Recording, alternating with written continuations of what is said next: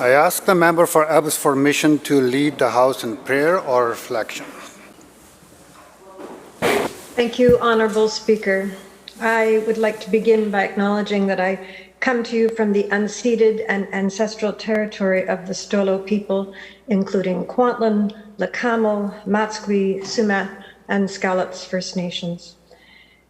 More than anything, the measure of how we face, fight, and overcome crisis defines us.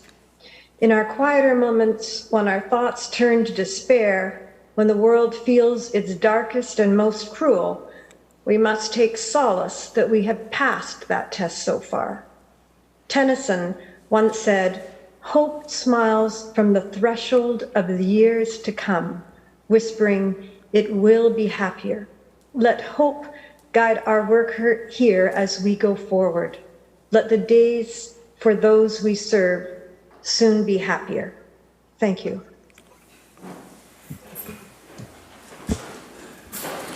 Introduction by members. Member for Langley.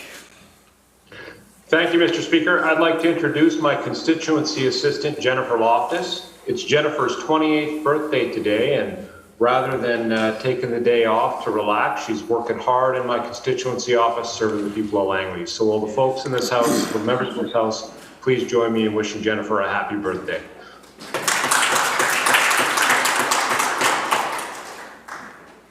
Madam Clerk. Introduction of bills. Minister of Finance. Thank you very much, Mr. Speaker. I have the honour to present a message from Her Honour the Lieutenant Governor.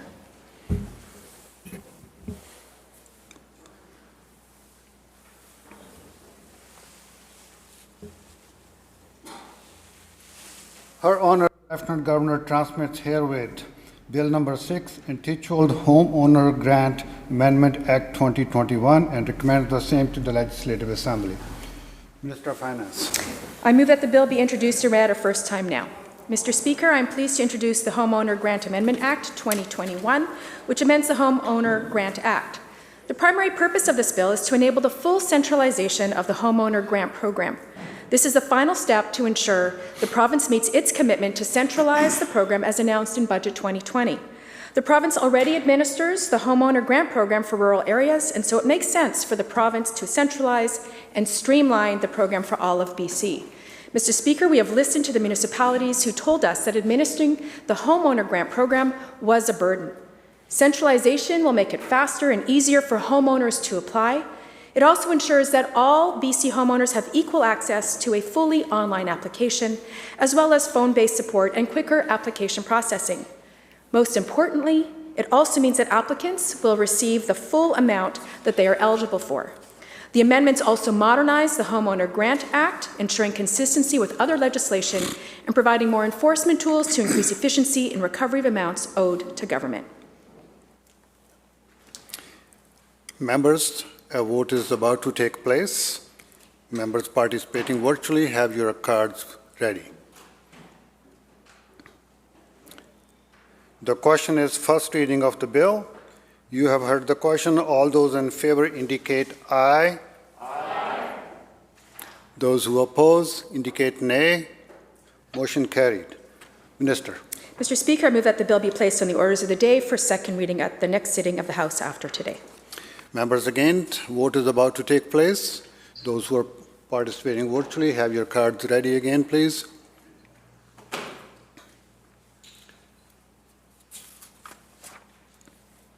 The question is, the bill be placed on the order of the day for second reading at the next sitting of the House. All those in favor indicate aye. Aye. Those who oppose indicate nay. Motion carried. Minister of Finance. Mr. Speaker, I have the honour to present a message from Her Honour the Lieutenant Governor.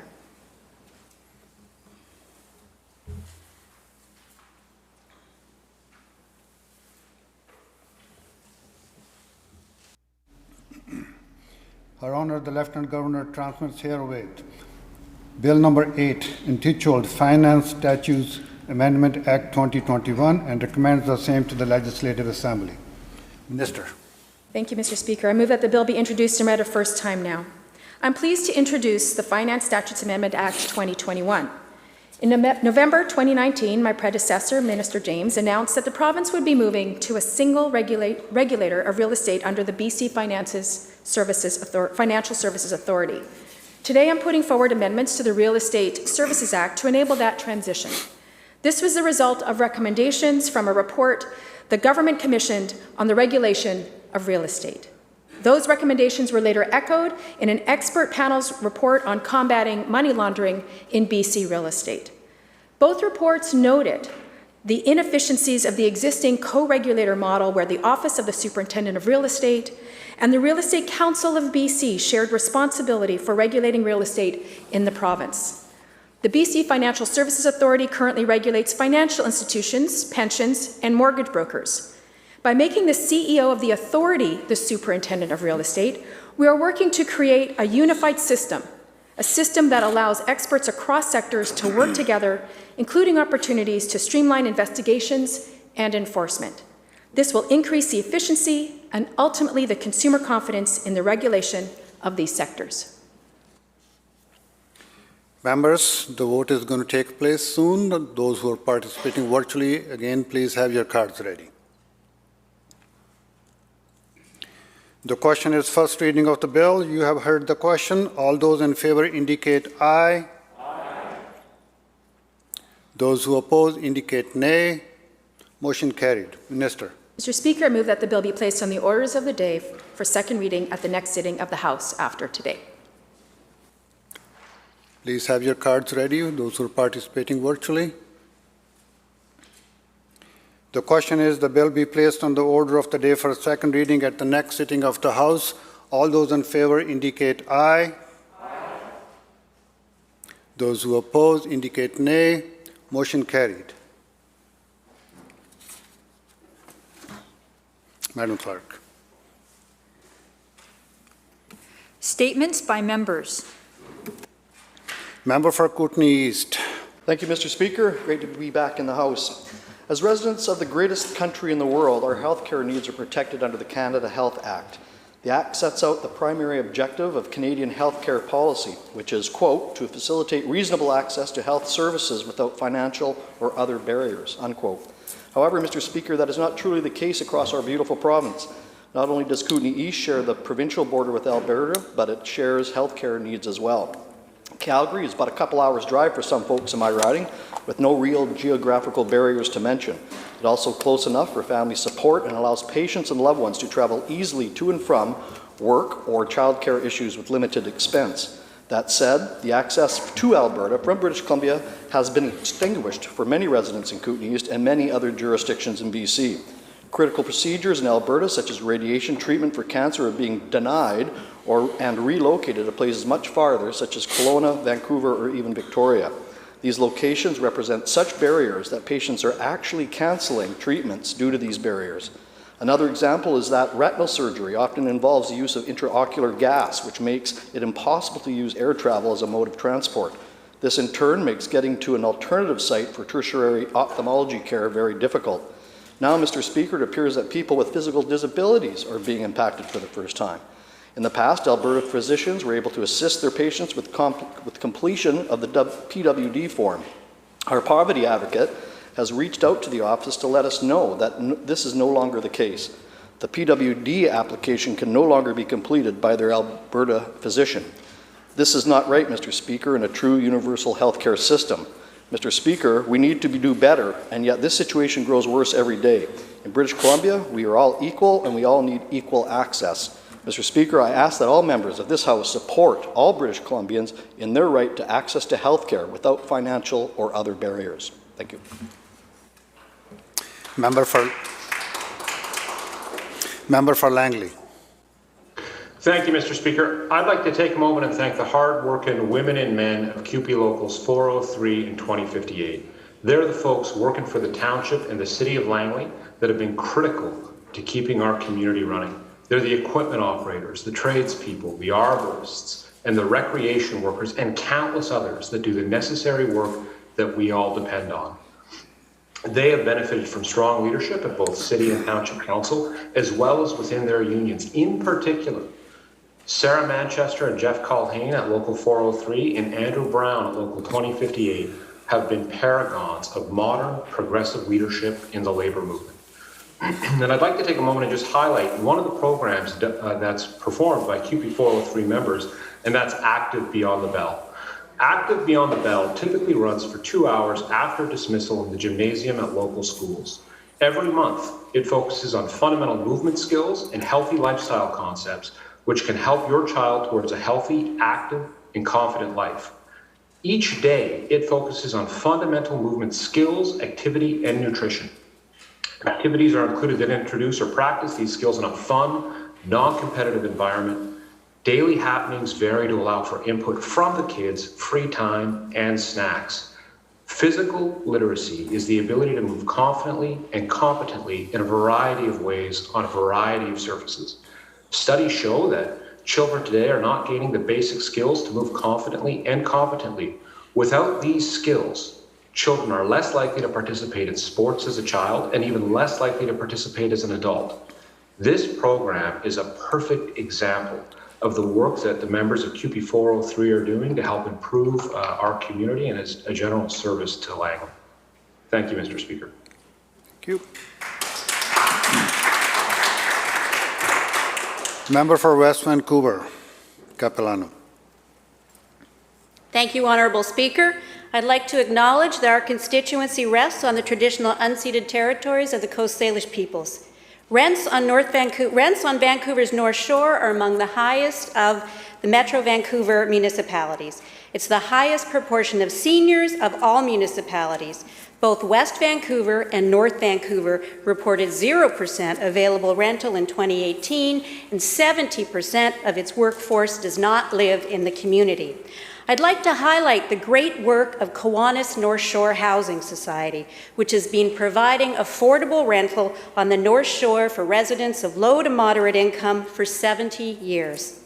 Kiwanis has a dedicated and energetic board of directors with a proven track record of operating affordable housing projects.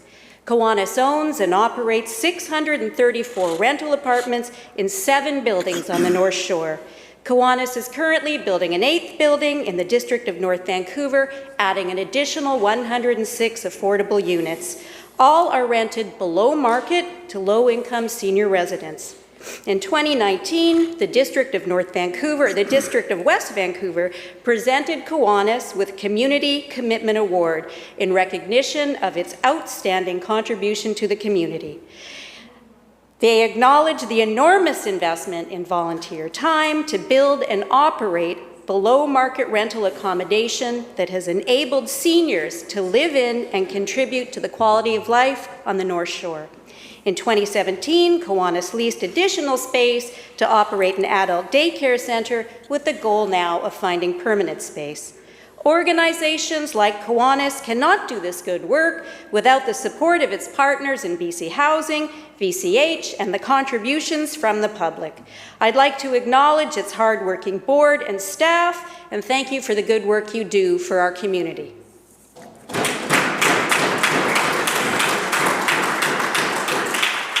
Member for Chilliwack, Kent. Thank you, Honourable Speaker. I rise today to recognize and share the work of a constituent in Chilliwack, Kent, inspired by a need in our community. Miel Bernstein is a resident of Agassiz, BC, and the founder of Project AIM, Access to Incontinence and Menstrual Products. Miel first decided to take on fundraising for these items late in 2020 after she became aware of many in our community who struggle to afford these basic hygiene items. Through her initiative, she has collected donated products, raised money, and established relationships to purchase these important products at cost. Community members, organizations, and businesses across Chilliwack and Chilliwack Kent have supported and encouraged this project as they recognize that the cost of menstrual and incontinence products, the cost of hygiene, dignity, and access requires all of our support to ensure equal access and availability. With this goal in mind, Mohammed Hassanin and the Agassiz Remedy RX Pharmacy family support AIM by accepting donations at their location and by selling these products to the project at cost. Products collected or purchased by AIM have been distributed by Agassiz Harrison Community Services and Extra Fair, as well as gender counseling groups and local women's shelters. This is not a glamorous topic, but we know that period poverty is real. As we approach International Women's Day, this work is especially topical as we recognize the financial repercussions of gender in our society, as well as the reality that a lack of access to these hygiene items can result in serious health issues, increased stigma, and limitations to social and economic participation. Please join me in thanking Miel Bernstein of Project AIM, Agassiz Remedies RX Pharmacy, and everyone donating and distributing these products for the work they're doing in recognition of this need, for shining a light on this access issue, and for the generosity they offer our community. I know our government and everyone in this House applauds the work of Miel Bernstein. Thank you, Mr. Speaker.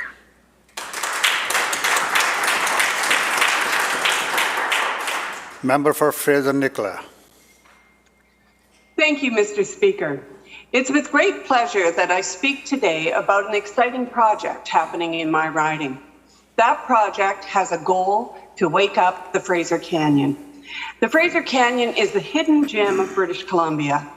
Absolutely spectacular views, incredible history, and a highway corridor that was devastated by the building of the Coquihalla. 2 years ago, 40 people gathered in a room in Lytton to talk about the challenges in the canyon. Everyone who needed to be there was in the room, and a plan was made. We are now nearing the end of the process to write the tourism master plan for the Fraser Canyon. Everyone is still at the table. Government agencies have been extremely cooperative. Communities are committed, and we are ready for action. We've identified infrastructure projects like viewpoints, pull-out, and signage. Yale First Nations is planning a new campground at Alexandra Bridge, and Pathways to Gold is working with government to stabilize the old Alexandra Bridge for walking. Trails and viewing areas will also be developed. Boston Bar, a small community in the canyon, has received federal funding of close to $2 million to refurbish their historic train station. Trails throughout the corridor have been identified for parking and signage development. Kanaka Bar Band is developing a new rest stop, which will encourage food trucks and further development. And Lytton has identified projects both in town and on the highway. All this work being done is built around respect for the land, sustainability, and job creation. I can tell you, Mr. Speaker, throughout the Canyon Corridor, there is excitement in the air. And we would like to invite everyone in this House to spend your staycation traveling through the Fraser Canyon this year. Thank you.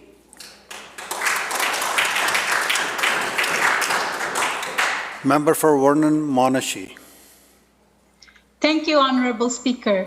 I'm joining you from the unceded territory of the Okanagan Indian Nations. Today, I rise in the House to recognize the solidarity shown by organizations, businesses, and wonderful people of Vernon Monashee during COVID. For example, at the beginning of this pandemic, Vernon became the first community in BC to amalgamate its shelters for people experiencing homelessness. Not only that, these shelters added physical distancing pods. All this allowed for better care of the needs of our most vulnerable citizens.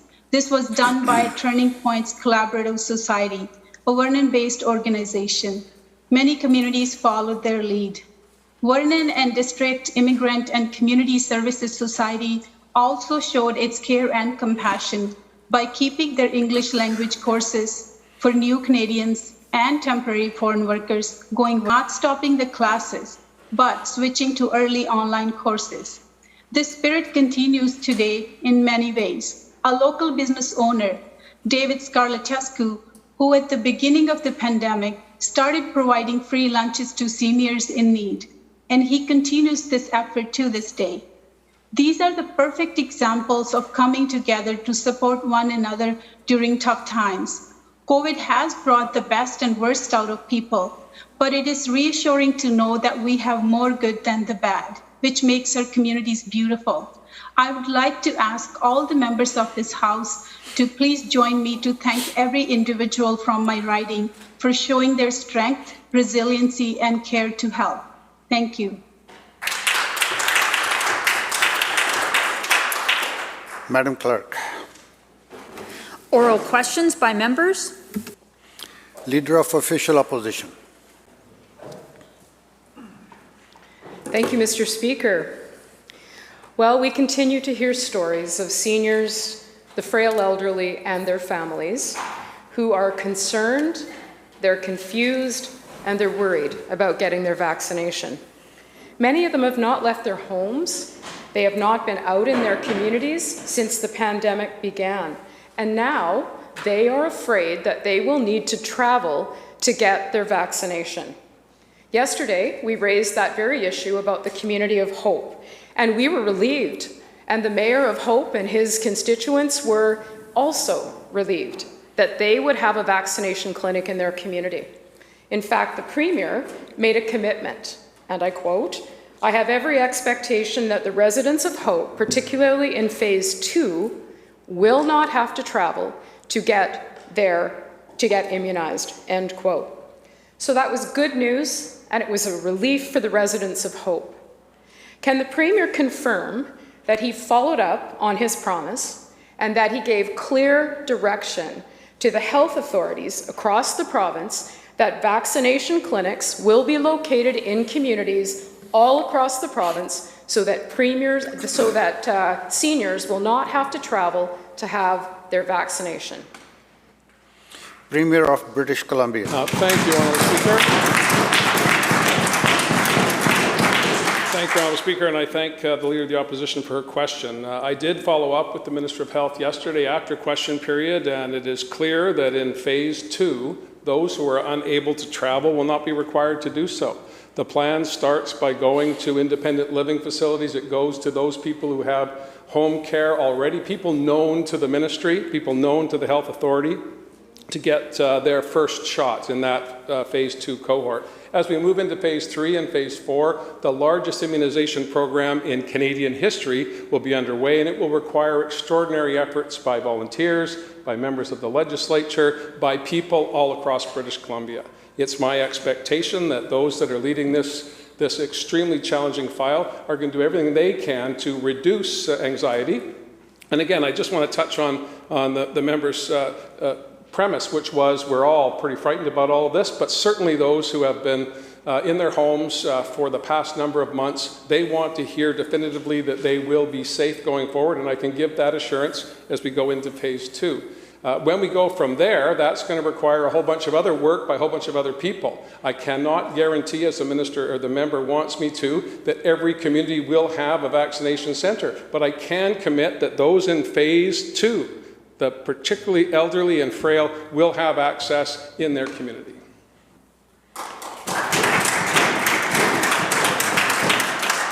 Leader of Official Opposition, supplemental. Well, thank you very much, and I do appreciate the Premier's response. Most seniors at home today don't know about phase 1 or phase 2 or phase 3 or anything else for that matter. What they are worried about is ensuring that they have an opportunity to be vaccinated in their communities. Yesterday, the Premier made an explicit commitment. Seniors will not have to travel to get immunized, end quote. Well, another day and another community. And I'm very surprised that the member from North Delta hasn't actually stood up and raised this issue, the very issue that Mayor George Harvey raised with exactly the same issue as Hope. In a letter that he made public, Mayor Harvey points out that North Delta is currently not being considered for a vaccination site. The letter goes on to outline that they are willing to do whatever necessary. The Premier talks about people being willing to step up. Mayor Harvey has said that his staff has searched the community. They're willing to do whatever is necessary. And he said a vaccination site in North Delta is essential. Here is the ask that the mayor has, and I quote, "I would respectfully ask that you consider a Delta site to serve this population." So yesterday, the Premier made a promise that seniors would be vaccinated in their communities. So today, will he ensure that the residents of North Delta have a vaccination site for seniors? And frankly, will he please give clear direction to health authorities so that day after day, we're not bringing another community expressing concerns and fears about their frail elderly citizens? Premier. Thank you, Honourable Speaker. The member said at the start of her question that seniors don't know the difference between Phase 1, Phase 2, Phase 3, and I accept that. But every member of this House should know the difference between Phase 1, Phase 2, and Phase 3. The official opposition was briefed thoroughly by the Minister of Health, by the immunization team, with the express purpose of reducing anxiety in communities. Mr. Speaker, I'll get to the point the member made, but I think that the preamble is critical here. It is important that all of us work together to explain to British Columbians an extremely complicated situation that is happening not just here in British Columbia, not just here in Canada, but indeed around the world. So if our objective, Honourable Speaker, is to reduce anxiety, I suggest that we collectively put our shoulder to the wheel and work cooperatively to reduce anxiety. With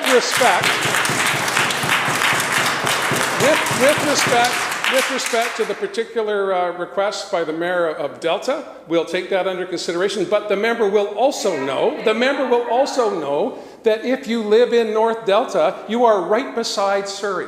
It is a different community, but it is the same community for commerce, for shopping, for social interactions.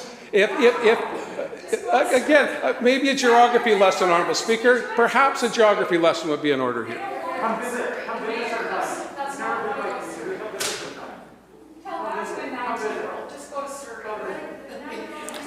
Okay, we'll resume the question period after you are finished heckling each other.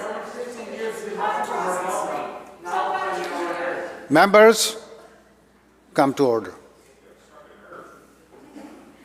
Member for Surrey White Rock. Thank you, Mr. Speaker. Today, the coroner revealed 165 opioid deaths in January, the largest number ever recorded in the month.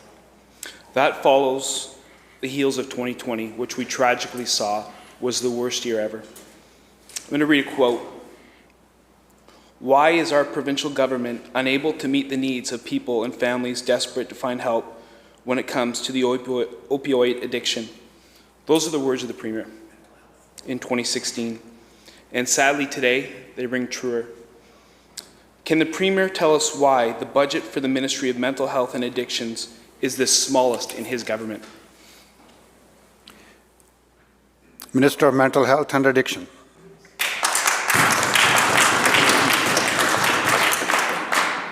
Thank you, Mr. Speaker.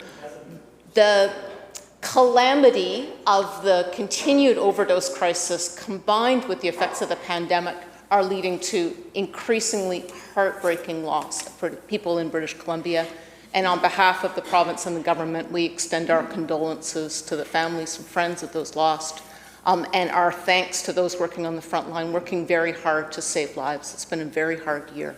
As the coroner pointed out in her report last month about the 2020 deaths, the effects of the pandemic, border closure measures that have led to increased toxicity of illicit street drugs, coupled with increased isolation and more people using drugs alone, especially as supervised consumption sites and other services had to minimize their operations for safety reasons, has led to a terrible combination.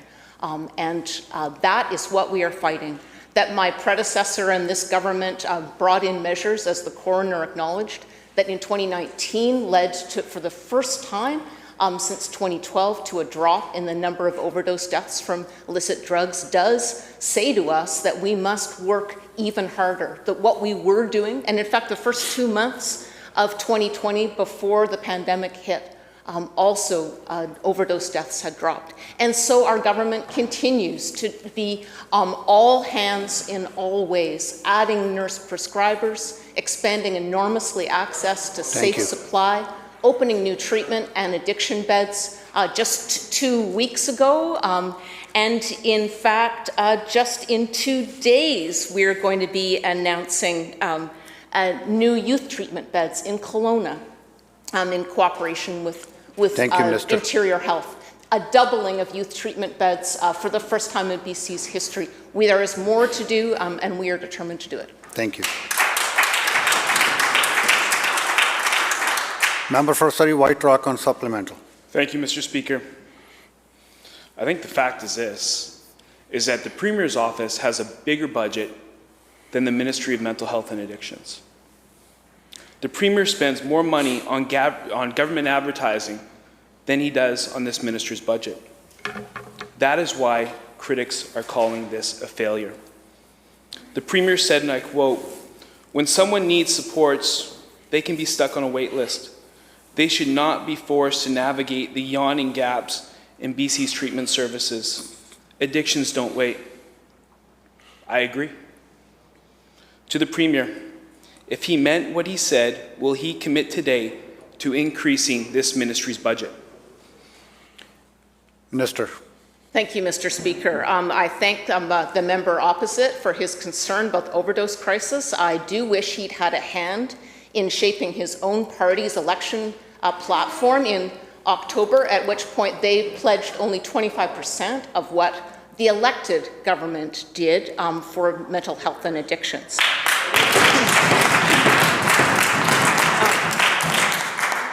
But good ideas can come from all sides of the House, and I look forward to the members' support for our commitment in the forthcoming budget, where we are, again, for the fourth year in a row, contributing unprecedented dollars towards fighting the mental health and addictions crisis. Every year, $2.7 billion from my colleague, the Minister of Health's budget, goes directly into mental health and addictions. We've contributed $746 million over 5 years alone, starting in 2017, to combat the overdose crisis. And that has led to new services that the previous government, in the 16 years they had the ability to build these in, did not. 100 new adult substance use and treatment beds, new foundry centers across the nation of prescription alternatives or safe supply, and also medication-assisted treatment in cooperation with nurse prescribers and so many hard workers on the front line. We are doing the hard work, and I look forward to my colleagues' support for more.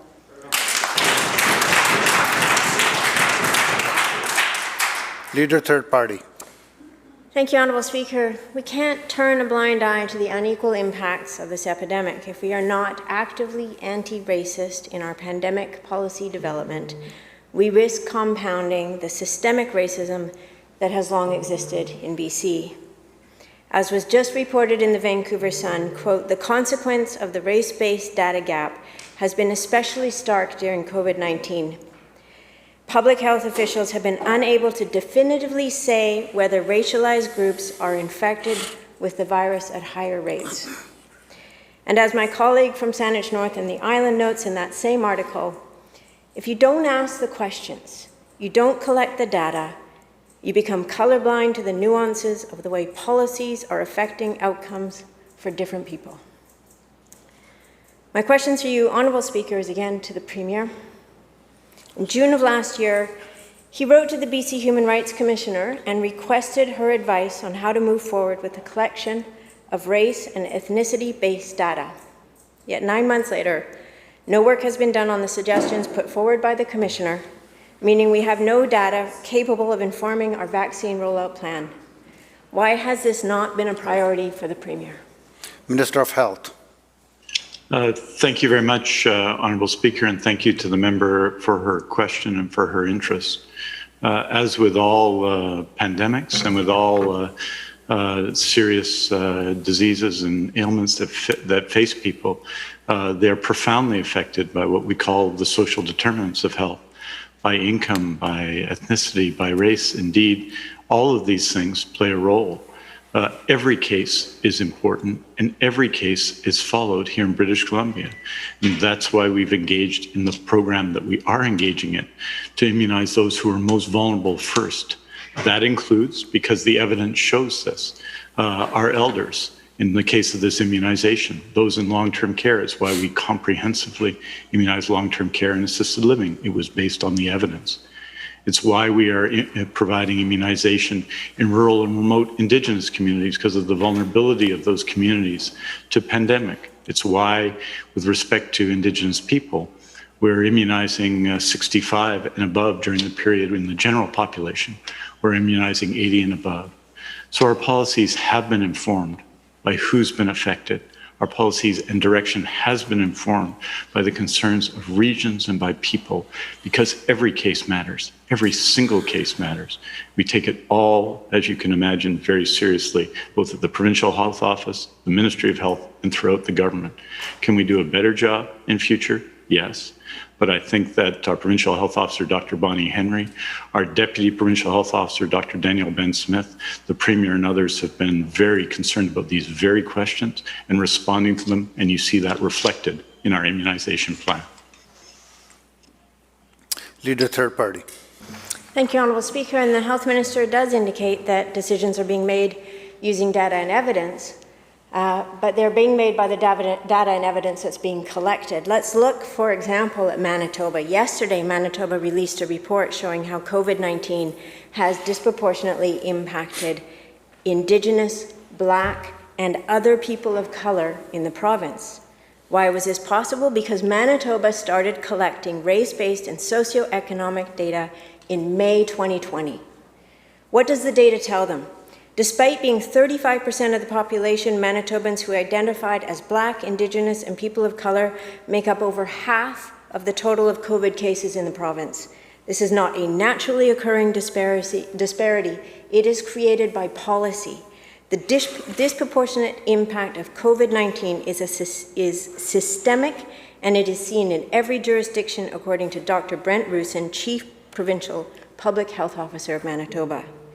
It's not about people in communities making bad choices. COVID-19 infections are largely linked to pre-existing inequities, including housing and employment factors impacted by government policy. My question for you, Honourable Speaker, is to the Premier. The best time to start collecting and sharing disaggregated data was a year ago. The next best time is now. The Premier has directed his ministers to apply an anti-racist lens in their work.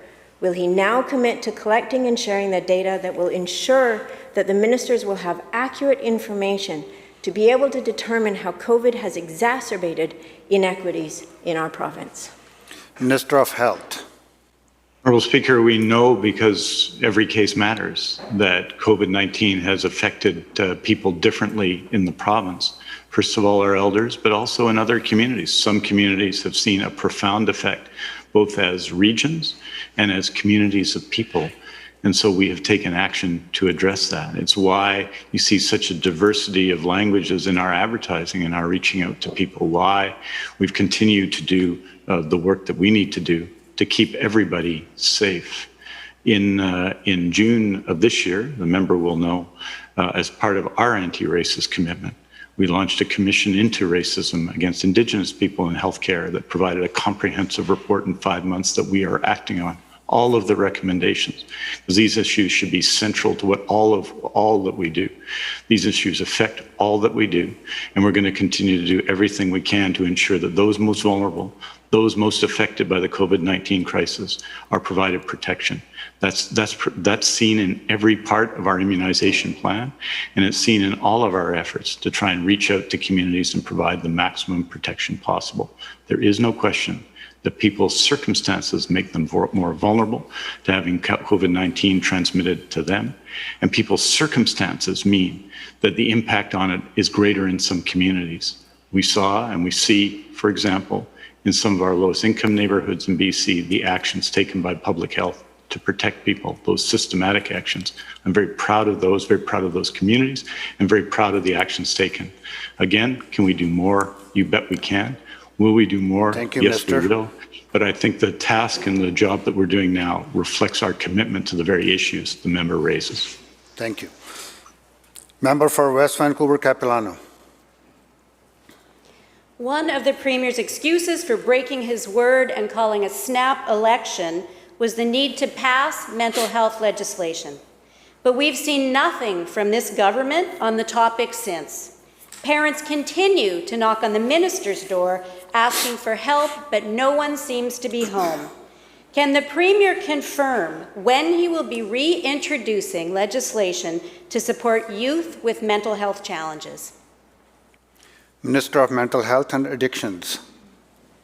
Thank you, Mr. Speaker. Nothing is more important than keeping children safe. The stories that I've heard about families trying to access mental health services and addiction services when their families were in crisis are heartbreaking. As Dr. Bonnie Henry has said, when our government took office in 2017, there was no systems of care. And so we have been building one at the same time that we've been fighting an overdose crisis and now a COVID pandemic. The legislation, Bill 22, brought into this House last summer, is something that I'm still talking with stakeholders about, and we will not be introducing it in this year, but we absolutely need to deepen our, we are actively deepening our commitment to providing services for young people, doubling the number of youth treatment beds, opening virtual foundries across the province, a virtual foundry which anybody in the province can access, and opening physical foundry centers for youth and young adults, a fantastic way for people to connect. And we're determined to build more. Whether there is legislation to come alongside with the increased services is something I'm looking forward to hearing from families and stakeholders about. Member for West Vancouver Capilano, supplemental. Thank you, Mr. Speaker. Under your watch, wait times remain long for youth needing support. When a young person needs mental health help, any wait is like having no service at all. Trying to negotiate entry into the system is costly and time-consuming. And the small amount of money the Premier chooses to put into the Ministry of Mental Health and Addictions goes to salaries, not people struggling with addiction. So again, to the Premier, he told British Columbians a Safe Care Act was vital. When will he be introducing the latest version? Minister. Thank you, Mr. Speaker. That the member opposite, where they actively took money out of the system, they did not create a Ministry of Mental Health and Addictions. It's really too bad that we have had to fight so hard under this term of government to build a system of care up and save lives because that system was completely neglected under the previous government. Already, in just 4 years, we have reduced wait times for young people accessing mental health services by 21%. It's not enough. There is more to do. In August, we opened 20 new youth beds in a new treatment center in Chilliwack. We've expanded an adolescent psychiatry clinic and at the new Mental Health and Substance Use Wellness Center at Royal Columbian. We launched a new 24/7 mental health access system for post-secondary students, something that was spawned out of a terrible tragedy in my own community at Vancouver Island University. Thank you to the student movement that pushed hard for that. And we have heard from families that the system remains difficult to access, and there is more to do. I hope we can work together on expanding even further the $2.7 billion budget that comes from our government into direct mental health and addiction services for British Columbians. Member for Vancouver Colchina. Thank you, Mr. Speaker. It's almost 3 years ago now that we asked the government to implement a prescription drug monitoring program. It's been used very successfully elsewhere. It reduces opioid deaths where it's implemented. A year ago, the then minister said it was being implemented in this chamber, sitting in her chair in that corner. Since then, silence. Since then, 1,700 British Columbians have died of drug overdoses. So when will this government implement a prescription drug monitoring program that it's been working on for 3 years, that it promised to implement a year ago, and in the meantime, 4 British Columbians die every day?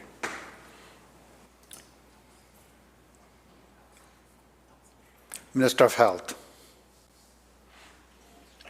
Thank you very much. And I think the member would have listened and heard the Minister of Mental Health and Addiction talk about our fundamental commitment to keeping people safe. And that includes changes we've made through the colleges of physicians and surgeons to improve protection from the abuse of prescription drugs across BC. I think those actions on the prescription drug side, actions in terms of treatment, actions in terms of safe supply, represent a very significant response to what is a crisis for everyone. I think the member would agree that linking the number of deaths to a particular aspect of the question is not the way to go about it. A comprehensive response is. That's why we have a Ministry of Mental Health and Addictions. And that's why we're taking steps at every turn, working with medical professionals, working with pharmacists to make the system safer. It's safer today than it's been, and we're continuing to do that work into the future. Member for Vancouver Colchinan on supplemental. Thank you, Mr. Speaker. And the Minister of Health knows his file. The Minister of Health just provided an answer which did not address the core question at all. He skirted around it. He avoided the topic because he has completely failed to work with the College of Physicians, the Nursing College, and other prescribing entities to implement a prescription drug monitoring program. It doesn't exist in British Columbia. It's been talked about for years with no results.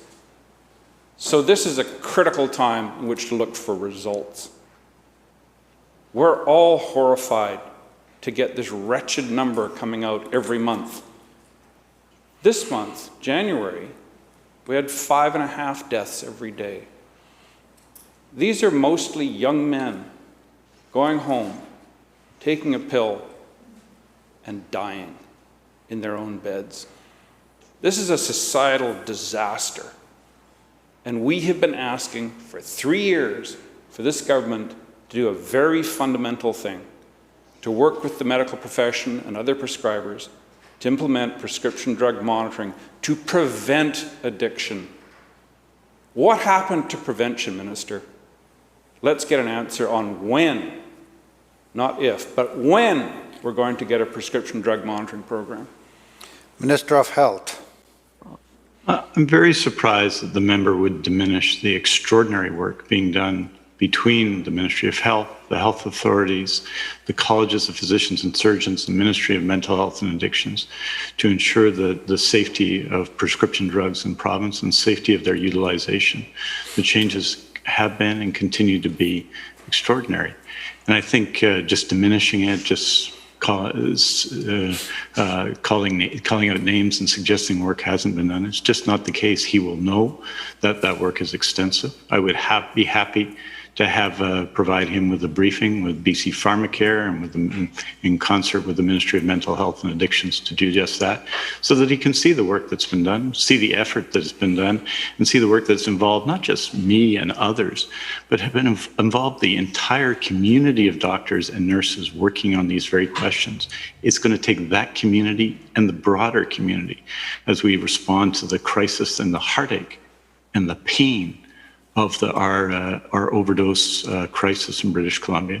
We're going to continue to make those efforts at every turn, whether it's taking actions against what have been abuses in the past by pharmaceutical companies, as we are in some of our legal actions, by expanding access to treatment, by ensuring appropriate and proper prescribing. All of these are aspects of the problem, and I know the member is concerned with these issues, and I would be happy to continue to work with him to see that we get the best possible results for people. Thank you. Member for Surrey South. Thank you, Mr. Speaker. Mr. Speaker, it was the worst January ever for opioid deaths. 165 people lost their lives. Yesterday, the member from Abbotsford Mission said, and I quote, "In my own work as an MLA, it has been the mental health toll of COVID-19 that I've seen impact my constituents that has hit me the hardest, especially amongst young people." Mr. Speaker, she's right. It brings to mind the sad case of a Langford family who got a call finally setting up an appointment with a psychiatrist 3 days after their son went missing and was found dead. To the Premier, when will he provide the promised support for those suffering with mental illness and addiction? Premier. Thank you, Honourable Speaker, and I thank the member for Surrey South for her question and the reference specifically to a grieving family in my community. But it's not just in Langford, it is across the province, and we're all aware of that. And I appreciate the work of the member for Vancouver-Quilchena. I appreciate the work of all members of this House to bring awareness to the challenge so we can destigmatize it and take proactive actions. I support certainly the Minister of Mental Health and Addictions. I support the Minister of Health, the billions of dollars that this government and previous governments have put in to try and stem this societal disaster. But it will take all of us, not just today, not just next month, not just next week, but for a long, long time coming out of COVID to focus our energies on making sure the right people get the right services. Question earlier to me on that very question. That's what I said, and that's what our intention was when we created the ministry. The ministry's budget is the size it is. The amount we spend is significantly higher. I'm certain that the Minister of Health and the Minister of Mental Health and Addictions would love to walk the new members on all sides of the House through how that funding is undertaken. But to focus on the societal disaster is all of our responsibilities, not just the minister, not just families who are grieving, but everyone in our community. And I know with absolute certainty that 87 people in this place are committed to that. If we keep our shoulder to the wheel, keep focused on that, and have respectful dialogue as we've done today on this important issue, we will make the progress that all of us demand, not just now, but in the future.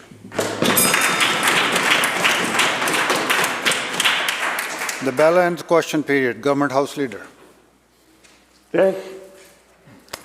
Thank you, Honourable Speaker. Notwithstanding Standing Orders 48.1 and 69.1, I seek leave to move two motions to appoint two special committees. The full text of these motions has been provided to the two other House leaders. Is the leave granted? Aye. Those who are participating remotely, if anyone of the members oppose, please indicate by showing the white card with X on it. Leave is granted. Government House Leader. Thank you, Honourable Speaker. I move the first motion regarding the special committee to appoint an ombudsperson.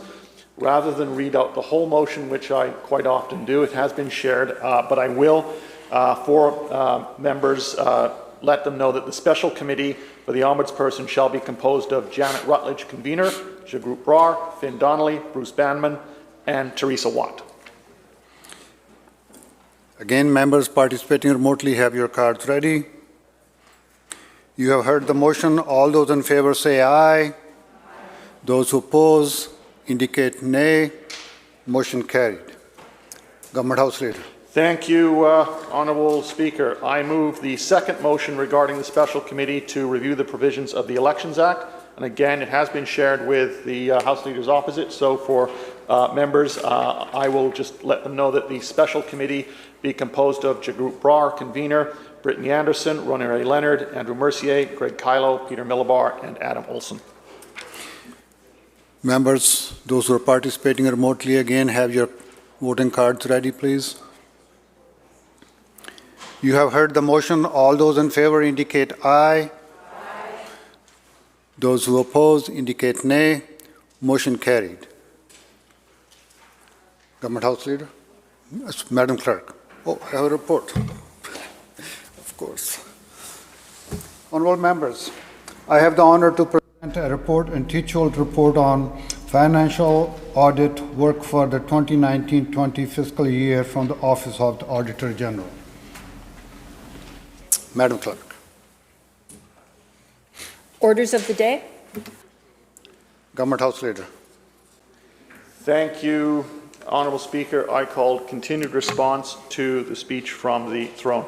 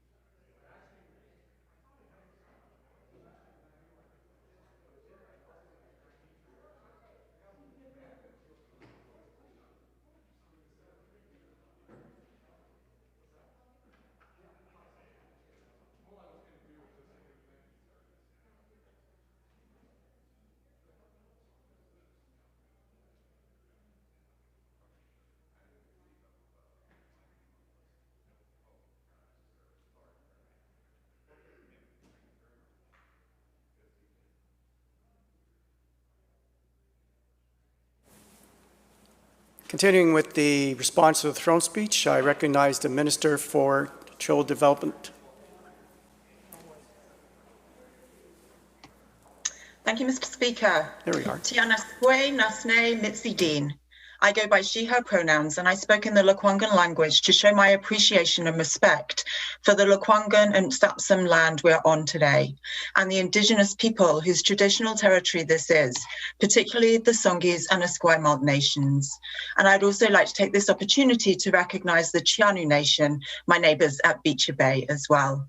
I'm very pleased to speak in support of the throne speech, which is focused on how government is taking action to protect the health and livelihoods of people in this province from the threat of COVID-19.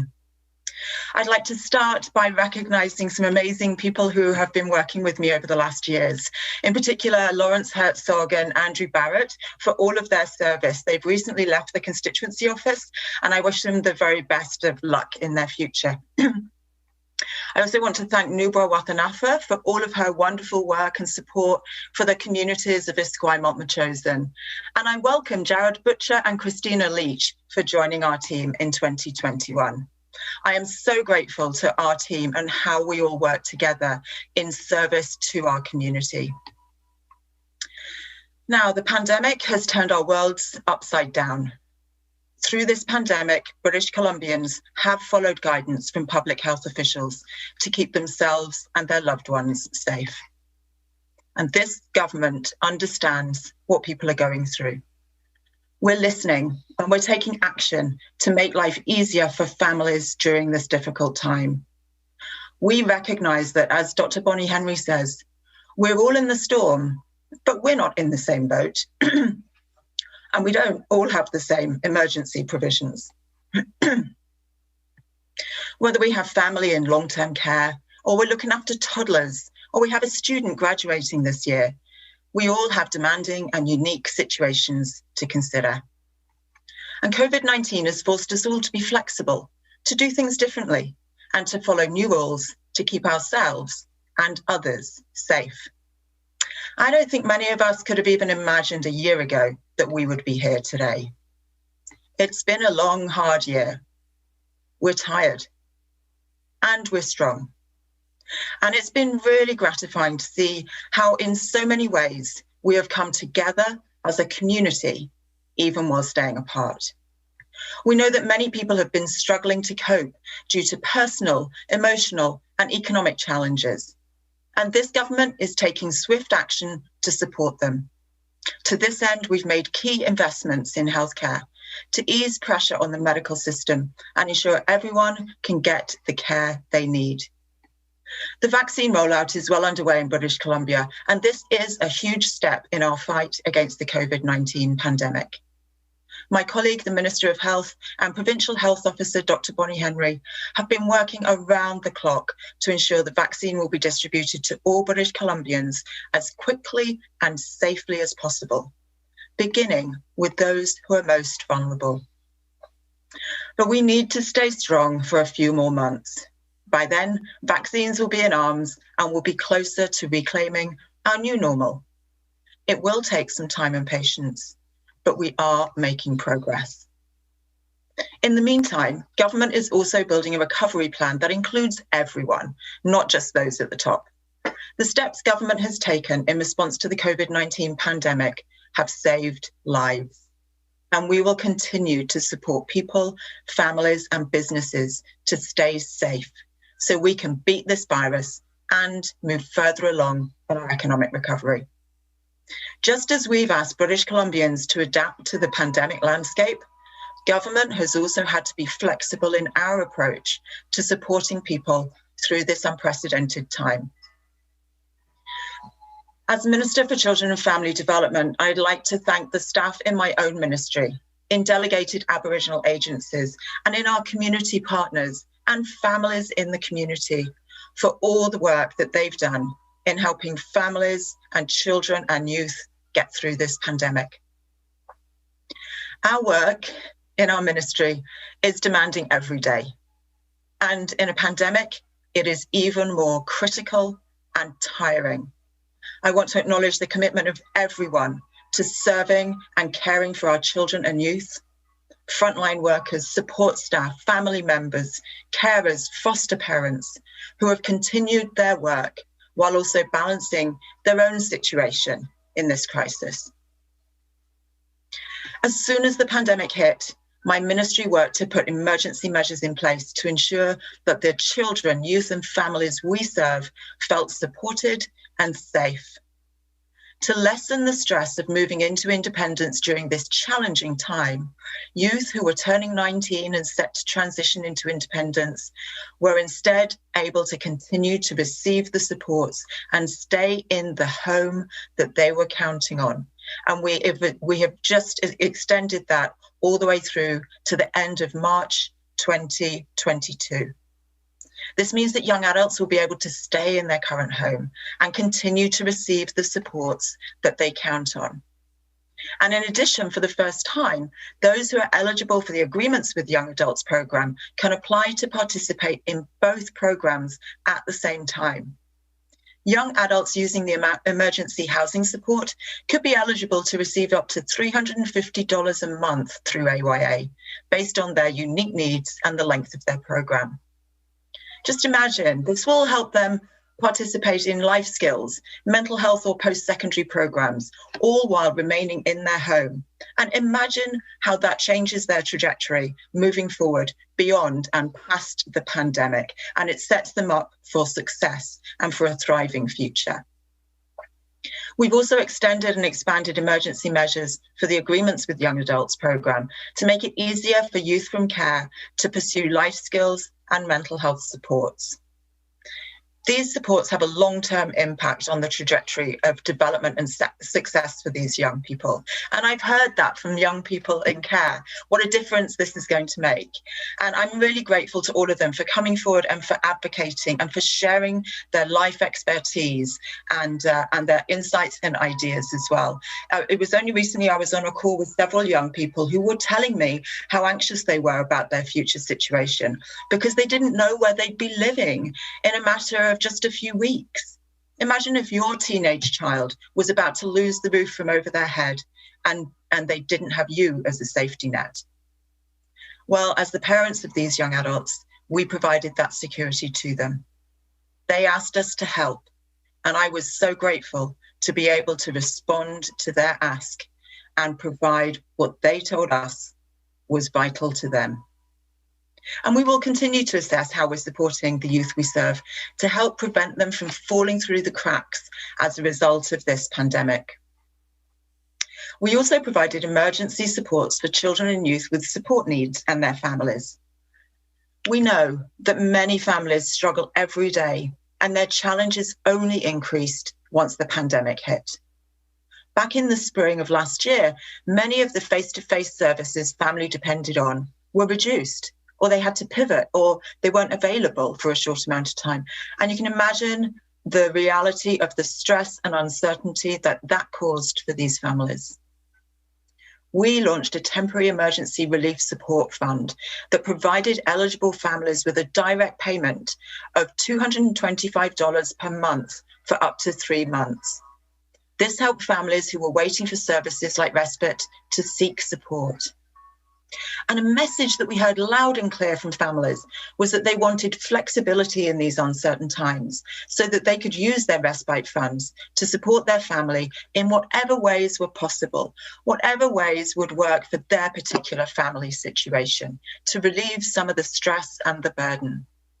So we delivered. We made policies more flexible so that we could give families of children with support needs as much added help as possible. So, for example, families can use their funding to purchase services that help their family situation, like could be housekeeping, or it might be meal preparation. And we've made the decision to extend this emergency measure again until the end of March 2022. And I know families are still facing challenges, and we're tired and we're losing our resilience, and we're continuing to work to support these families. That's why my ministry is working on a new framework that will better meet the needs of children and youth with support needs and their families. Back in December, I committed to setting up an advisory council to help finalise the details of the framework. Applications for the council closed only last week, and I'm really looking forward to meeting with the members to get their insight and to hear their stories and to learn from them. They have so much expertise and so many great ideas as well. And their input will actually help us inform the next steps of our plan, because I'm about us without us. I'm committed to making lives better for BC families and improving the supports and services that they count on. That's why I'm so honoured to have been given a mandate by Premier Horgan that is focused on reforming the child welfare system and better supporting families, children and youth in BC. Having spent over 30 years working in social services and child protection, this work is a true passion of mine. And I believe strongly in collaboration, and I know that together we can make a difference. All children and youth have the right to live safe, secure, and happy lives and fulfill their potential. I see the work happening to make this possible for all of the children and youth in British Columbia. Our government has made changes to legislation and social work practice with a focus on family preservation and keeping more President and CEO of CPA. More families together. Relates the largest relative decline. She goes in and talking about the. When it's not possible to keep children and youth safely with their families, staff work to find permanent loving homes for children and youth within their community so that they can keep connected with their culture. This is a really big and significant and important change from how the child welfare system worked for so long, and we are starting to see results. We're seeing the lowest number of children and youth in care in 30 years, and the lowest number of Indigenous children and youth in care in 20 years. We know there's more work to do. Indigenous children and youth are still overrepresented in the child welfare system, but we are committed to working to help families stay together safely and to keep kids connected to their communities and cultures. And as we continue to weather the COVID-19 storm, the pandemic has also reminded us very strongly that affordable, good quality, accessible childcare is not just about supporting people and families.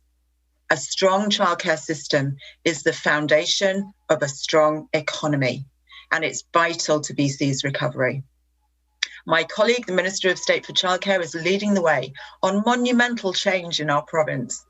Mr. Speaker, there's no guidebook for how to respond to a global pandemic, but I'm incredibly proud of BC's response. Indeed, other provinces and territories are now realising just how important childcare is to their social and economic infrastructure. As soon as the state of emergency was declared, our government quickly stepped up to support families and childcare providers.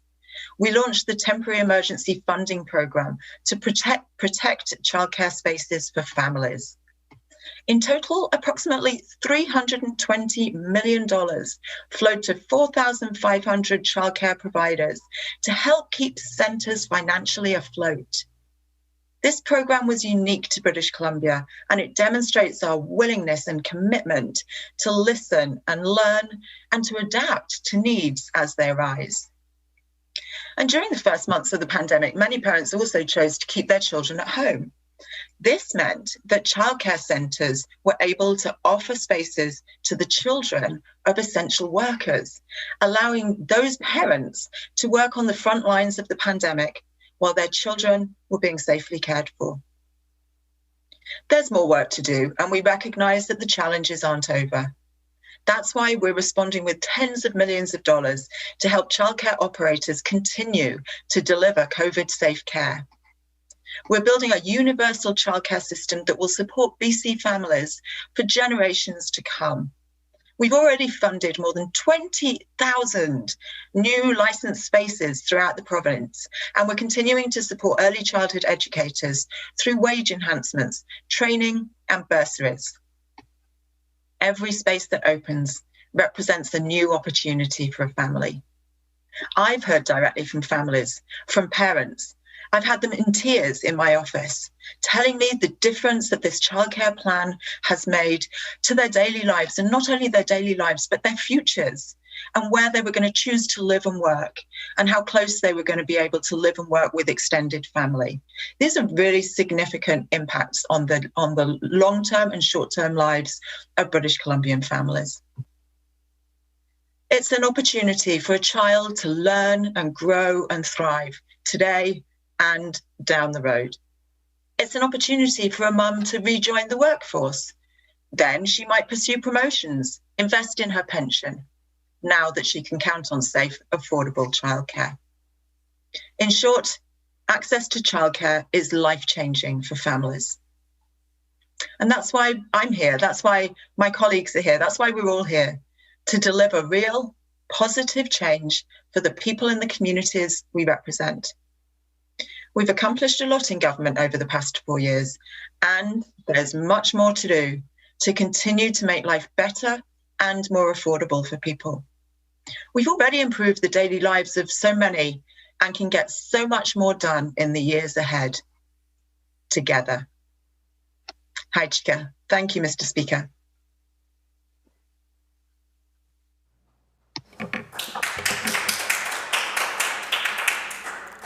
Thank you, member. Are there any further speakers? If not, does the member have a motion to make? Minister of Finance. Thank you. Thank you very much, Mr. Speaker. I take great pleasure in rising today. I do understand that there is, I believe, a list of speakers, but I don't have the list, so I'm very happy to get on my feet to speak to the speech from the throne, Mr. Speaker. It is important, Honourable Speaker, to acknowledge the tradition of getting up on our feet to speak to our constituents about what is going on for us in our constituencies, what it means to be an MLA, that none of us could be here on our own, Mr. Speaker. And I see that the House Leader is here, and I understand that we are done our speaking order, but I just want to take a moment, if I can, to thank the members of the of Coquitlam-Millardville for electing me here, and with that, I will adjourn the debate. No. Oh, adjournment of the debate. I move adjournment of the debate. You have heard the motion, the movement of the adjournment of debate. If you're voting remotely, please have your voting cards ready. On the motion, those in favor, please indicate with the white. Those opposed with the X or nay in the House. The motion is carried. Thank you.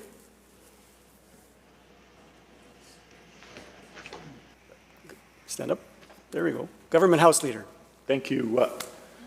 Thank you, Honourable Speaker. I call second reading Bill 7. Attorney General.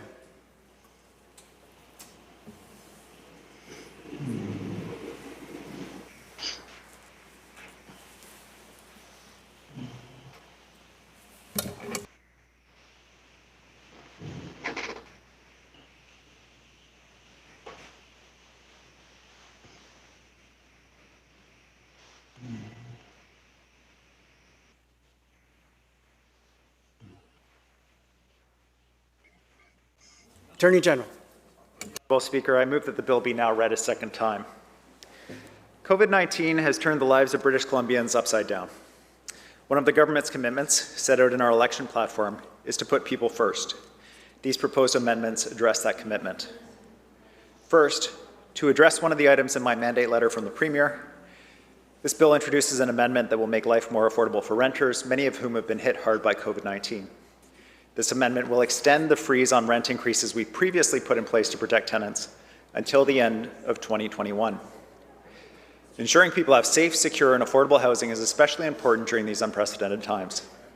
In 2022 and beyond, rent increases will be capped at the rate of inflation. The rest of the amendments respond to the recommendations made by the Rental Housing Task Force, and I want to thank the member for Vancouver West End for chairing that task force, the member for Courtney Comox for being a very active member, as well the member for Saanich North Island for his participation. As you may remember, this bi-party task force went across the province in the summer of 2018 to hear from British Columbians about residential tenancy laws, policies, and services. The task force connected with renters, rental housing providers, and other housing-related organizations.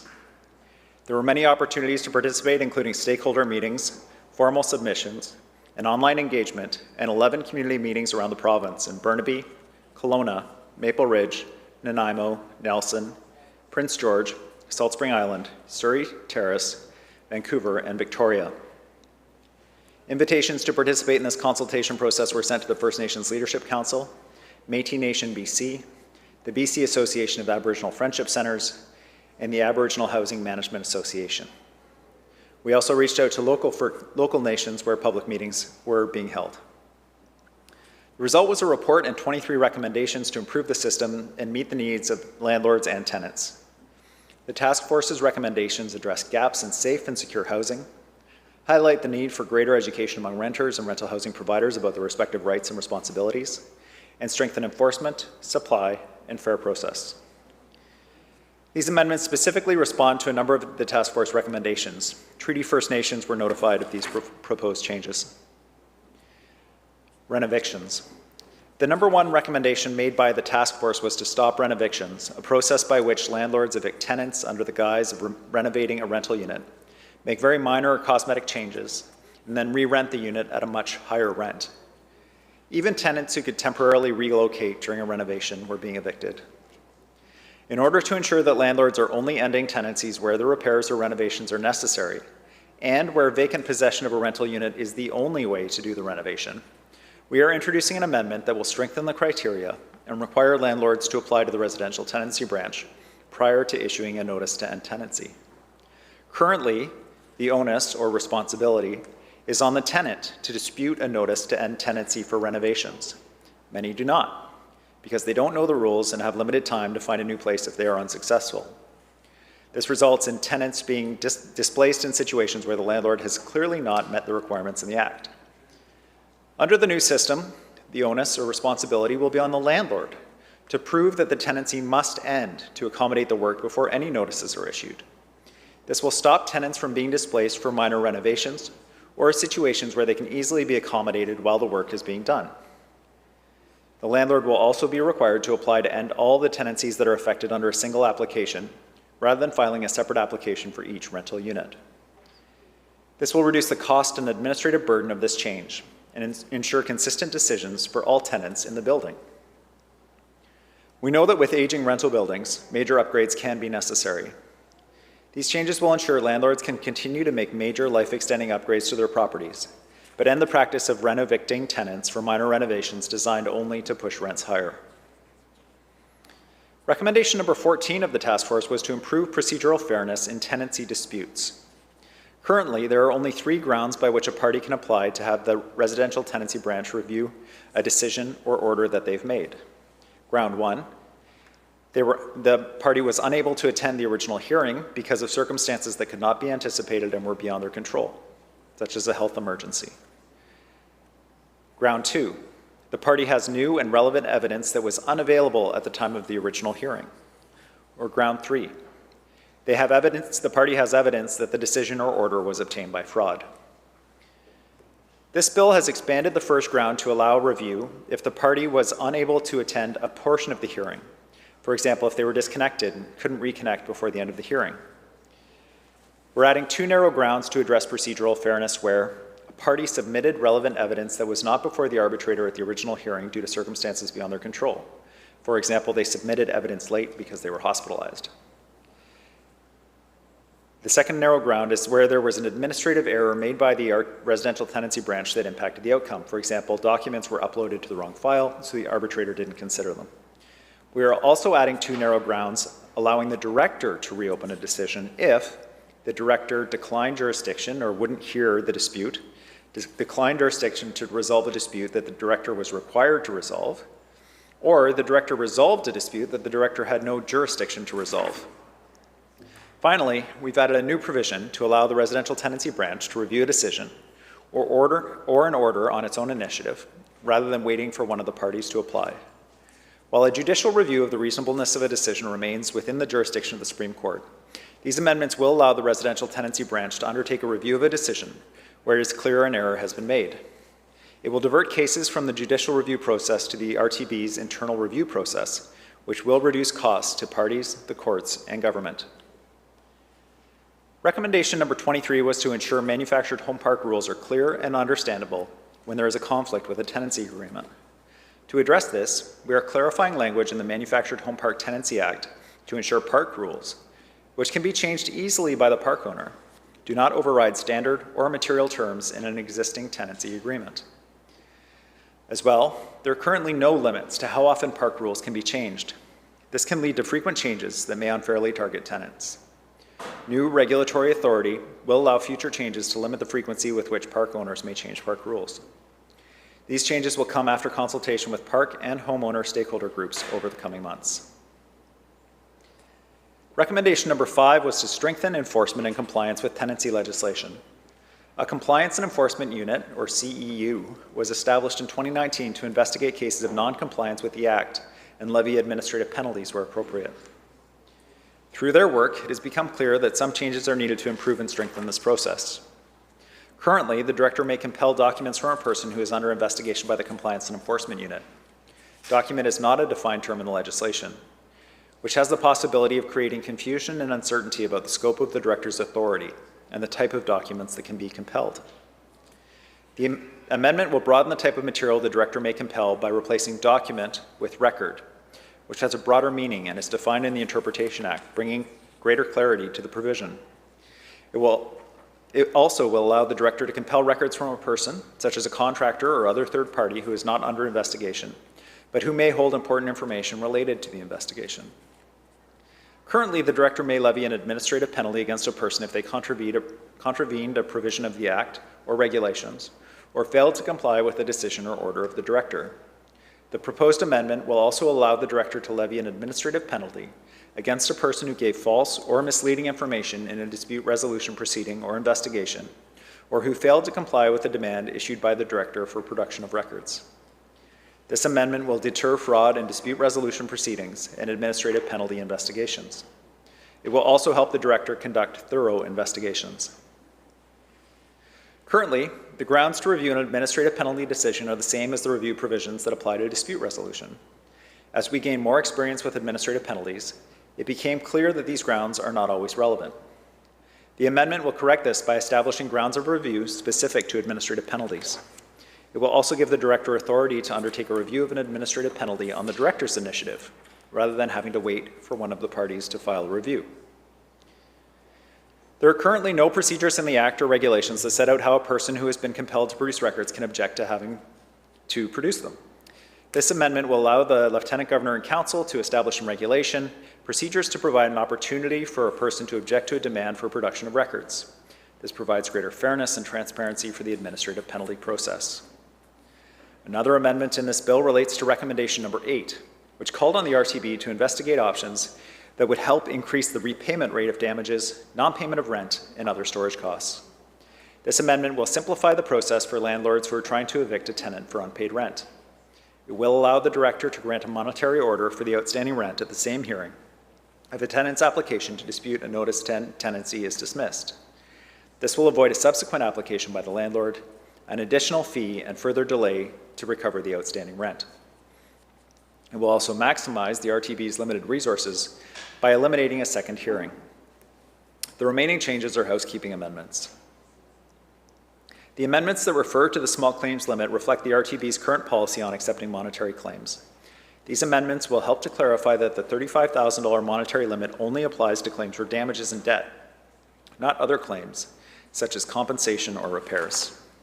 Finally, changes to regulation making power will ensure that government's commitment to allow landlords to apply for an additional rent increase for capital expenditures can be implemented later this year. Thank you, Honourable Speaker.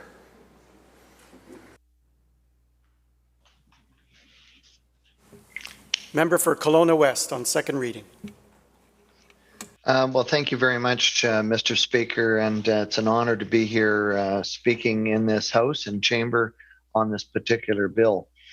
I think it's very clear that the government has made significant promises to British Columbians about affordability and trying to make certain that they are trying to find ways to ensure that. And I think that probably there's many questions that arise out of the introduction of Bill 7 that need to be answered, and we will be questioning the minister in terms of those items. I know that this is about creating certainty for tenants as well as in some cases landlords, but I think that there is a question, especially when it comes to things like rent freezes. When you do have things like rent freezes, how does the landlord community contain or control costs that they're faced with, ever increasing taxes by communities or other factors that are beyond their control? And I realize that this is a 2-year hold, but the future is on the BC CPI index, usually established around September, I'm told. And I think that probably the landlord community is going to be very interested in the degree of fairness that is also, in this particular legislation. The other things that I think that, the questions about, rental evictions or rent controls, one of the areas that we know that has been overlooked in terms of controls has been at the post-secondary educations that have a large degree of students that are renting and on very fixed incomes and limited resources. And the fact is that this act, it's my understanding, it also doesn't affect or can't be imposed on the universities just due to the nature of the way that it works. But I do think that there is some question by students in British Columbia, which I've met with recently, and I know our critic will have more to say on that in very short order. But I do think that the question about administrative fairness for all renters needs to be considered when we're talking about these type of actions and controls that are being proposed by the government and the minister to bring in where people that are part of the residential tenancy branch that are going to be making these type of sweeping decisions, taking it away from a review by the judiciary in terms of the fairness. And I realize that this is about speeding up the process, but we need to make certain that it's equitable and fair for all parties concerned. So I know that there's many recommendations created by the Rental Task Force. I had the opportunity to participate at the well-attended meetings in Kelowna. But I do think that there is certainly a bias in terms of those type of meetings when it comes to trying to make certain that that there is the things that are needed to create more supply, and that really wasn't discussed. What was discussed was more about the current situation, the circumstances. And to be fair, the member that chaired that, those questions, in my mind, were left unanswered and need to be considered because supply is such an important part of this. Recently, the BC Chartered Professional Accountants released a report that showed that there was a decline just in the Vancouver area of almost 22% of construction of housing in the past 12 months. That's a staggering amount. It's the lowest number in many decades. And the situation is that with the growing population here in British Columbia, it is not just the existing rentals that we have, but it's the future rental properties that we need to make certain that we're doing our job to help bring supply online. We need to be there to create opportunities, and so that opportunity for the increased supply to have the supply and demand effect on pricing, which I think any of the members that have got an economic background would understand that if the supply is short, rates go up, and those people that are renting look for, or landlords look for opportunities to increase their rents. And if we could bring supply online, that would help suppress that. And that's something that I think that many times have been brought up in this House in remarks about the supply of housing. And frankly,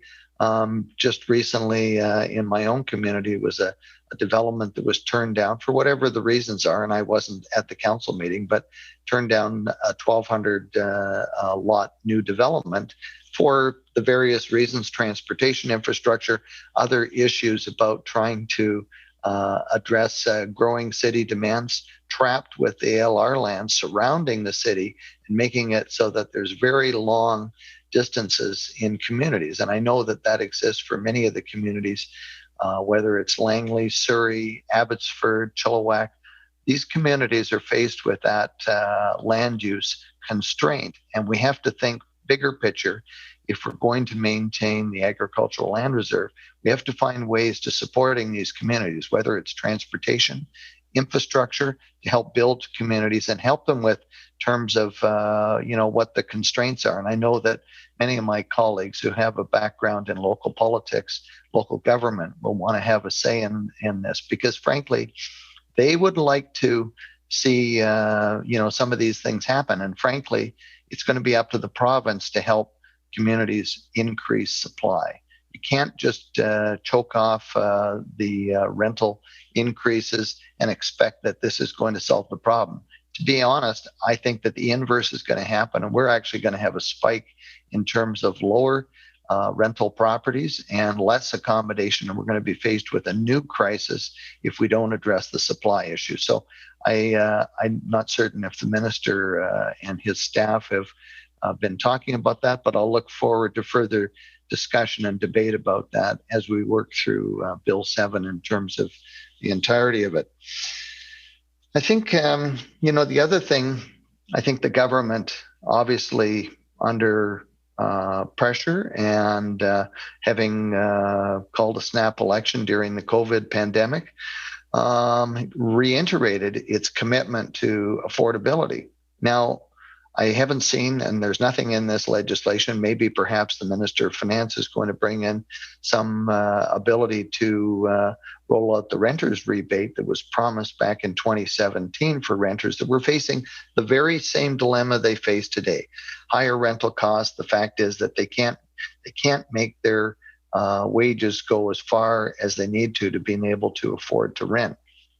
We've got, it's my understanding that up to 50% of wages in the Vancouver or GVRD area are going into rental. Now, I used to be in the banking business, and we would not consider lending money to people that paid more than 30% of their income into housing. So frankly, there's a disconnect there, and we need to make certain that we're doing our job to thoughtfully encourage and attracting good businesses that create high-paying jobs here into British Columbia so that these wages are continuing to grow. And part of that's through the institutions like UBC and Simon Fraser and all the other post-secondary education. And I'm happy to see that there's great investment in that. But we have a technology hub that is clearly a different pillar than just the natural resource based industries that we have depended on for our entire life here in British Columbia. But more importantly, there is opportunities, but we need to foster that. And having more supply of affordable accommodation in those areas, whether it's Burnaby or Langley or Surrey or wherever it might be, those hubs need to have access to that affordability so that those people will be attracted to come to work for the companies that would like to be here and know that we have the talent pool to being able to make this all kind of take place. So I think that that's clearly one of the things that we're wanting to see the government move forward on, and not just to bring in rent controls to give what I would say in some cases is more like window dressing to the whole issue of affordability. Affordability is a combination of being able to create better paying jobs, making certain that the cost of living is continuing to go down and not necessarily being overloaded with taxes and other costs that governments put on to the taxpayers. And I think that that's one of the things that we're going to be, looking for in terms of this particular parliament. We would like to see that we're moving ahead and clearly establishing the opportunities that new British Columbians, young British Columbians can bring to the table and not have to have British Columbia just become only people that want to retire here. They like the quality of life. They like the lifestyle. But what about the young people that want to raise families and have a home, etc.? How are they going to get ahead? We've seen in just the past 4 years, there's been an increase in the cost of renting has gone up by $2,500 per year in the Vancouver area. So you can't tell me that that's more affordable. I think the reality is that there is many unanswered questions, and to try to control it from the top-down approach with rent controls, etc., is, as I said, counterproductive. The reality is we have to create greater opportunities for people working here, which there is great opportunities in British Columbia. What we need to do is encourage that, to develop that, look forward to the opportunities that we can create being a powerhouse in terms of talent and exporting goods and services to other communities. We know British Columbia, certainly with its population of just over 5 million people, is not going to be able to grow unless we export. And that's one of the things that, of course, not to do with Bill 7, but previously was a decision made by another ministry to close down its efforts to export and trade all across Asia, which is, as most people know, one of the biggest trading markets in the world besides the United States. As we've seen with the recent challenges expressed out of countries that have vaccine production, we're behind the scenes. I mean, we don't have the vaccine production here in Canada or in British Columbia. I think that probably that's something that we're going to be looking at more closely. I think independence of our goods and services is important. So what we really need to do is make certain that we can turn people's young minds to the whole idea of being able to create an opportunity, a living, and prosperity here in British Columbia, and being able to sell those talented ideas and goods and services to other communities around the globe. So I do want to know where this renter's grant that was promised, not just in the 2017 election, but reiterated about making things more affordable. I have many constituents that still are waiting for the $500 commitment to make life more affordable that was promised during the October election. And frankly, as we heard yesterday from one of the speakers during private members' time, that about 2 million people have received that payment.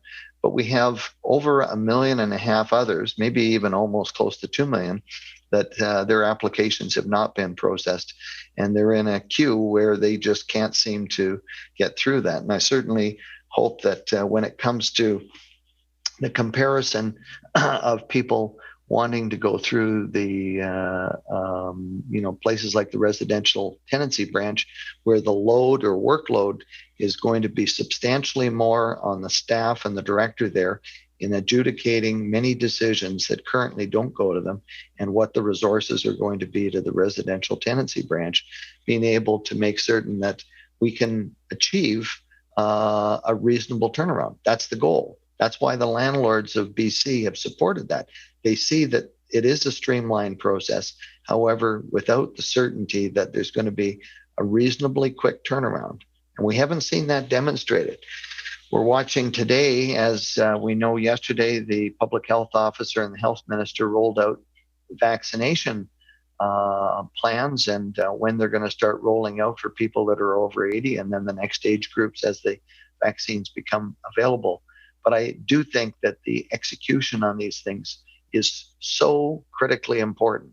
And I think that people that are looking to, to make certain that they have certainty in their lives, whether it's about rental, whether they can renovate, whether they can meet timelines, and the fact that the community has that certainty, we need to make certain that we have the capacity in those areas where we put that responsibility.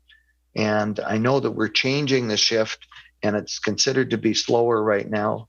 The report from the task force on rental housing has laid it out that they needed a speedier resolution mechanism. And I certainly hope that this can be accomplished with this legislation. So I think that the one thing that we have touched on here is the fact that that this talks about the current stock in terms of capping the cost for people that have existing rental accommodation. But I also hear from other people that are in communities that can't recover their costs. They're taking their product out of circulation and putting it into seasonal rentals or other things that avoid some of the laws and the rules. And so we're losing stock to people that are trying to make certain that it financially makes sense for them to put hard-earned dollars into rental housing stock. Doesn't matter if it's just the bigger companies will, and I don't see them in the news release that they have supported this, but I do think that they're going to be the ones that need to make certain that they have certainty, because it's going to take a large amount of capital to build the rental stock that we need. British Columbia already has over 60,000 residents that come here every year and call British Columbia home. They need homes.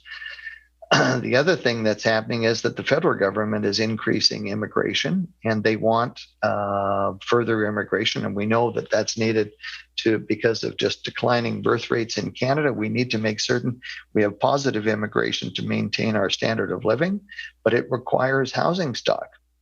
I don't see anything here that's going to increase housing stock for the over 60,000 new British Columbians, let alone the ones that the federal government's proposing to bring in. And British Columbia is one of the most attractive locations, but we don't want it to be unattractive. We want it to be a place where they want to come to, where they can find friends and family opportunities, where their children or their families can grow and contribute. And I just think that we have to, as I said earlier, we have to go back to what is going to create the conditions for greater supply. I know that some people think that the federal government, is partially responsible for this, but I really do believe that the provincial government is going to have to take the initiative. And the difference here versus maybe, let's say, Toronto, they don't have an agricultural land reserve. They have all sorts of agricultural land that's integrated and in certain areas. British Columbia is unique and different. There is no other province that has that constraint around it. And out of the 90 plus million hectares that are in British Columbia, we have about 4.5 million hectares protected by the Agricultural Land Reserve. A lot of that land is in areas that are desirable for people to live. And we haven't answered the question about how we're going to be able to coexist with the two, both in the Lower Mainland, in the Okanagan, and in other parts. And in many communities, there's lots of opportunity, but it's constrained by the Land Commission. And frankly, there needs to be some rethinking in terms of whether in the Peace River or in the Caribou, that some of these places could be seen as opportunities, logical extensions of communities, rather than having them to grow where there's no services and no ability to grow the housing stock within their communities. How are new opportunities, whether it's in the natural resource sector, whether it's mining, forestry, some of the things that are out there, whether it's on the coast, going to grow without the development of supports from the provincial government? So I know that I cited some statistics, and we talked a little bit about what had happened with the construction of new homes last year. It had dipped down to a level of a 21-year low in terms of overall construction. And this government committed in 2017 to building 114,000 new units of affordable and rental housing, to see that done. Now, as far as what we can tell from the reports that we've received from BC Housing and their annual reports, the government, 4 years into its 10-year plan, have only delivered on just over 3,000 of completed units in that. Now, I don't know how they're planning on counting that. I know there's projects right here in my own community. There's a shelter that was announced in November of 2018, and it's still fenced. There's nothing there, no construction. I don't know what the problem is, and I can't seem to get an answer as to why that's being held up. But I do think that we need, a lot of the solutions that were as part of the 30-point plan by the government was that they were going to make certain that every person had a home in British Columbia, and I know COVID has very much impacted that. However, what we have seen is many places that are the modular construction that have built places across the province, and I do think that they have been helpful. But a lot of cases, there's been not the supports or the diversity in terms of housing stock that BC Housing is committed to building under its 30-point plan. What about seniors? What about low income? Where are those properties being created? And this legislation, unfortunately, doesn't come close to being able to answer those questions in terms of where it's going to go. And I know that the minister responsible was the critic for a number of years, and I'm sure he has many good ideas. But the reality is that wraparound supports for these supportive housing units is what's going to increase the community's willingness to embrace having these people in their communities, because they know that they're getting proper treatment, whether it's issues about substance abuse, which we heard a lot earlier today about, or mental health. And the bottom line is we need to make certain that there is the supports there to make certain that supportive housing of all sorts and all shapes and sizes is successful.